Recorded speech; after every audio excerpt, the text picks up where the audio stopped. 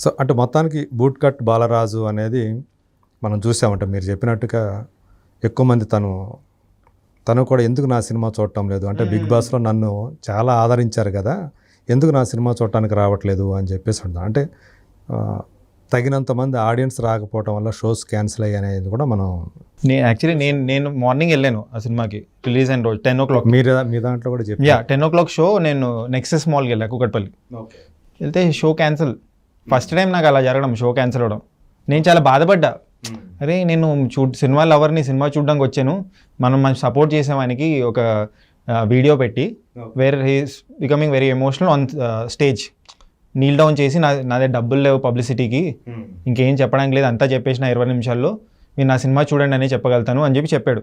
అది నేను ఎమోషనల్గా ఫీల్ అయ్యి ఆ ట్రైలర్కి ఏదైతే రియాక్షన్ ఇవ్వలేకపోయానో ఇది ఒక వీడియో చేసి ఒక 5 లక్షల వ్యూస్ వచ్చేదానికి చూశారు. పబ్లిసిటీ మీరు చూడండి, ఇలా ఎమోషనల్ అయిపోతున్నాడు అయినా సపోర్ట్ చేయండి సినిమా చూసి అని చెప్పి, తర్వాత డిసైడ్ అవ్వండి సినిమా బాగుందా మీరు డిసైడ్ అవ్వండి అని చెప్పా. సో వెళ్ళాను, డిసప్పాయింట్ నేను అక్కడ సినిమా క్యాన్సిల్ అయిందని. తర్వాత మీరు ఆన్లైన్లో టికెట్ కొనుక్కొని వెళ్ళారా? లేదు, అక్కడే వెళ్ళాను, ఆన్లైన్ కాదు, అక్కడే డైరెక్ట్లీ అన్ని గ్రీన్ ఉన్నాయి. మళ్ళీ నేను ఎక్స్ట్రా చార్జెస్ ఎందుకు పెట్టుకోవాలి, నేను 20-30 రూపీస్ ఎక్స్ట్రా ఎందుకు డైరెక్ట్లీ కౌంటర్ దగ్గర తీసుకుందాం అని వెళ్ళా. చూస్తే we have cancel the show అని చెప్పి అన్నారు. అంటే సరే డిసప్పాయింట్ అయ్యా.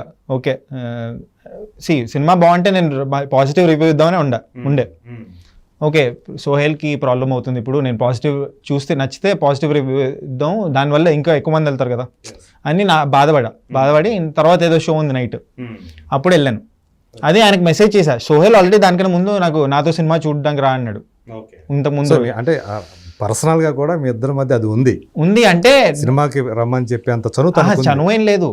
ఆయన అందరికీ చేస్తుంటాడు ఇలా, అందరికీ చేస్తుంటాడు. జస్ట్ మీకున్న రీచ్, మీ ఫేమ్ ని ఉపయోగపెట్టుకుందామనే ఉద్దేశం అతను అంతే.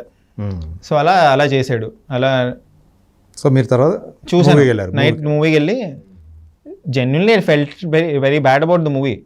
చాలా old fashioned, old school, cut చేస్తే సాంగ్లు వస్తుంటాయి, ఆ సాంగ్లు కూడా నాకు నచ్చలేదు. నెక్స్ట్ కామెడీ ఉంటుంది. అండ్ ఫండమెంటల్ ప్రాబ్లం ఏంటంటే when you're taking somebody in to world, ఒక విలేజ్లో కానీ ఎక్కడన్నా తీసుకెళ్తే ఆథెంటిక్గా ఉండాలి సినిమా. ఆ కాస్టింగ్ దగ్గర నుంచి. అంటే నేను సినిమా చూడలేదు చెప్తున్నా. అంటే ఇంకోటి ఏమంటున్నాడంటే ఇంటర్వ్యూస్లో, ఒక్కొక్క ఏరియాలో తెలంగాణ డైలాగ్ ఒక్కొక్కలాగా ఉంటుంది, మేము సింగరేణి ఆ ప్లేస్ రామగుండం అటు సైడ్ డైలాగ్ పెట్టాము అంటాడు. నాకు దాంతో ప్రాబ్లం లేదు, ఎందుకంటే నేను కూడా పుట్టింది కరీంనగర్లోనే, నాకు తెలుసు ఏ డైలెక్ట్ ఏంటో. నా ప్రాబ్లం ఏంటంటే you have not chosen the right people to tell those dialogues.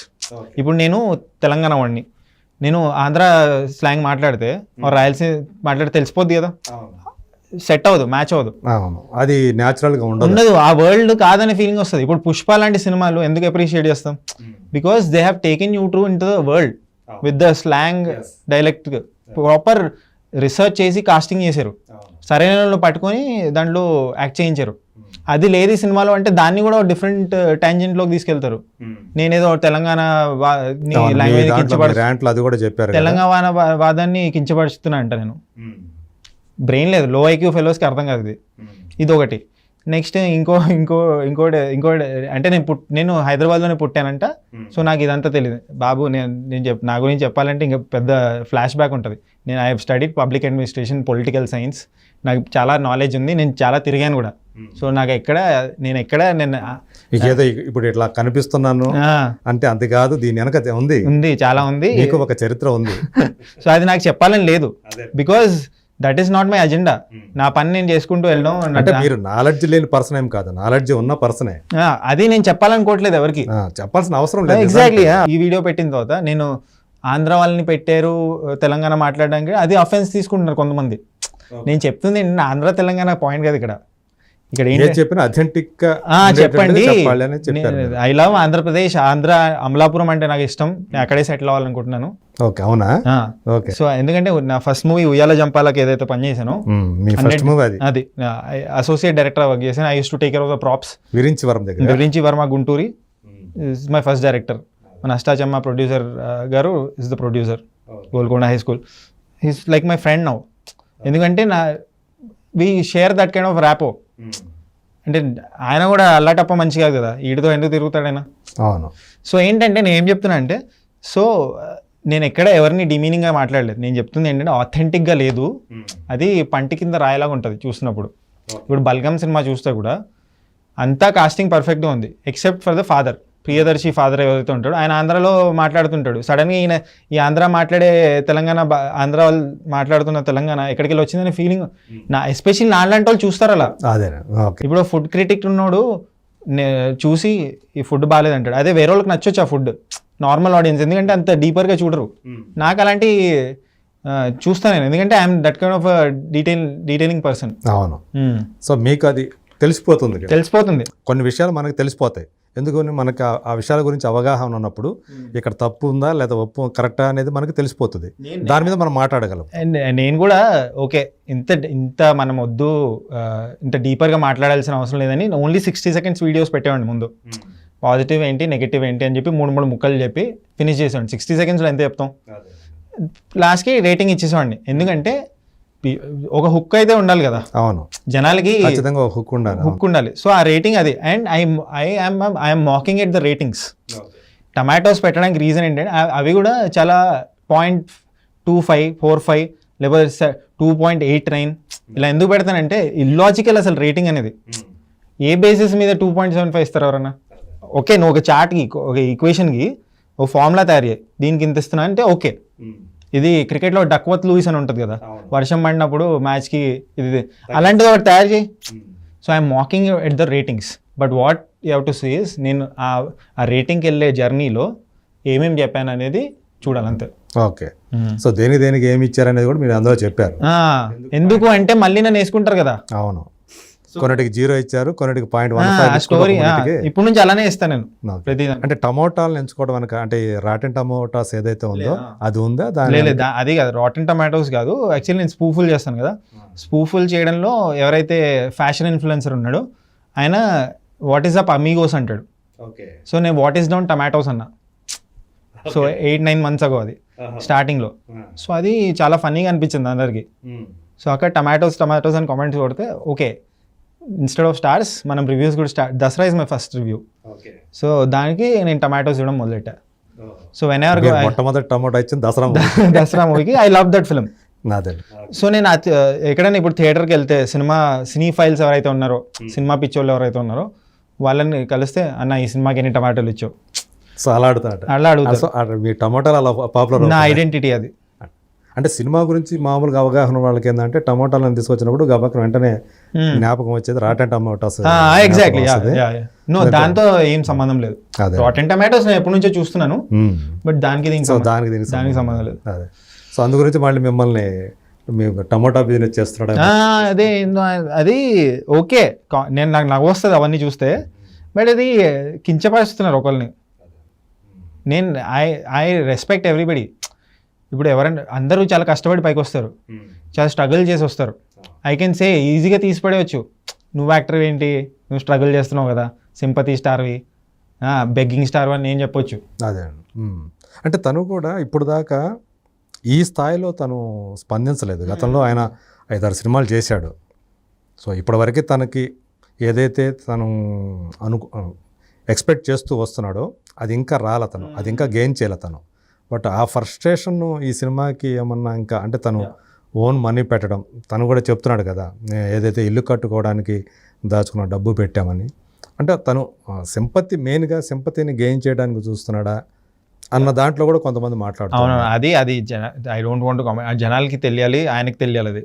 C anybody who makes a film, hook or crook, వాళ్ళ సినిమాని పబ్లిసైజ్ చేసుకోవాలి, సినిమా చూడడానికి రావాలి అనే టైప్లోనే ఉంటారు. ఆ ప్రాసెస్లో ఏమైనా చేయండి, నాకు ఎన్ని కష్టాలు పడ్డారు ఏంటి ఇవన్నీ ప్రజలకి అవసరం లేదు. ఎందుకు మాకు సినిమా ఎలా ఉంది. ఇప్పుడు నా ఫ్రెండే ప్రొడ్యూస్ చేసి ఒక సినిమా తీసాడు, పెద్ద అదేంటి కామెడియన్, టీవీలో ఒక కామెడీ షో ఉంటుంది, దాంట్లో హీరో. ఆయనతో ప్రొడ్యూస్ చేసి ఒక సినిమా తీసాడు. దానికి రివ్యూ కాదు, చూడు సినిమా అన్నాడు. నేను రివ్యూ ఇచ్చేదానికి. ఓకే. అది చూశాడు, చూసి ఆయనే అదేంటి హట్టాడు ఆయన, నా ఫ్రెండే. నా ఫ్రెండ్కి నేను ఆనెస్ట్గా నా రివ్యూ చెప్పినప్పుడు ఎవరి ఇదంతా అని చెప్పి నేను ఫీల్ అవుతాను, బికాజ్ ఐఎమ్ ఆనెస్ట్. నా రేపటి రోజున నా ఫ్యామిలీ నుంచి ఎవరైనా సినిమా తీసినా నేను ఆనెస్ట్గానే చెప్తా. అంటే రేపు ఫర్దర్గా కూడా అంటే తను ఇవన్నీ చూస్తున్నప్పుడు తను ఇంకా అంటే ఇమ్మెచ్యూర్డ్గా మాట్లాడుతున్నాడు అన్న అభిప్రాయం ఏమైనా మీకు కలిగింది? పక్కా కలిగింది. అదే నా వీడియోస్లో కూడా అదే చెప్పా. వెరీ చైల్డిష్, వెరీ ఇమ్మెచ్యూర్, లో ఐక్యూ, అసలు తలా తోక ఉండదు ఆర్గ్యుమెంట్లో. ఏదో సినిమాకి నేను 2 ఇచ్చానంటే దీనికి కూడా 2 అంటే అలానే ఎక్స్పెక్ట్ చేస్తున్నాడు. అంటే ఇంత ఇల్లాజికల్గా అయింది. తను మాట్లాడిన దాంట్లో కూడా నన్ను బిగ్ బాస్లో అంత ఇదిగా మీరు నన్ను పాపులర్ చేశారు, నన్ను ఆదరించారు, ఇప్పుడు ఎందుకు నన్ను ఆదరించట్లేదు, నా సినిమా చూడటానికి ఎందుకు రావట్లేదు అని అతను ఒక ఆర్గ్యూ చేస్తున్నాడు. Very illogical. ఎందుకు అంటే ఆడియన్స్ ఇష్టం భయ్యా, నీకు సపోర్ట్ చేశారు, ఆ టైంలో సపోర్ట్ చేశారు, నువ్వు ఎంటర్టైన్ చేసావు, అయిపోయింది, గివ్ అండ్ టేక్ అయిపోయింది. ఇప్పుడు ఎందుకు చూడాలి? నీ ప్రోడక్ట్ బాగుంటే వచ్చి చూస్తారు, పబ్లిసైజ్ అవుతుంది. ఇప్పుడు తమిళ్ బిగ్ బాస్లో కొంతమంది వచ్చారు కంటెస్టెంట్స్, వాళ్ళు మంచి సినిమాలు తీశారు, ఆదరిస్తున్నారు కదా.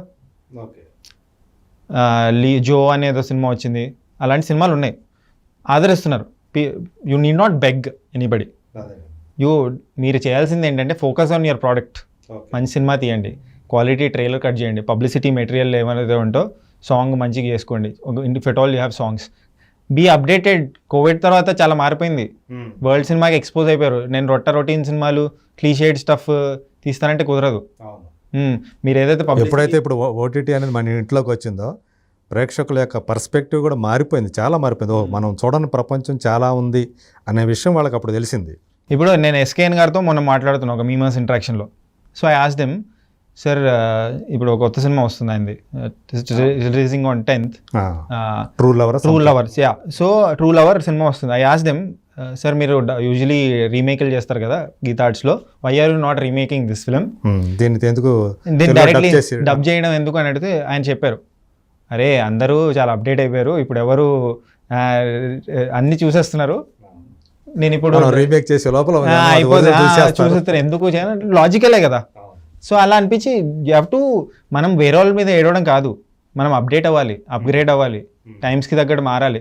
ఇప్పుడు వార్లో రక్తం వస్తుంది, కట్ అవుతుంది అనే లెవెల్లోనే ప్రిపరేషన్ ఉండాలి మనకి. అవును, వాళ్ళకి తెలుసు వార్లో దిగుతున్నామంటే ఖచ్చితంగా దెబ్బలు. ఇప్పుడు రివ్యూవర్స్ ఇలా ఉన్నారు, కట్ త్రోట్గా ఉన్నారు.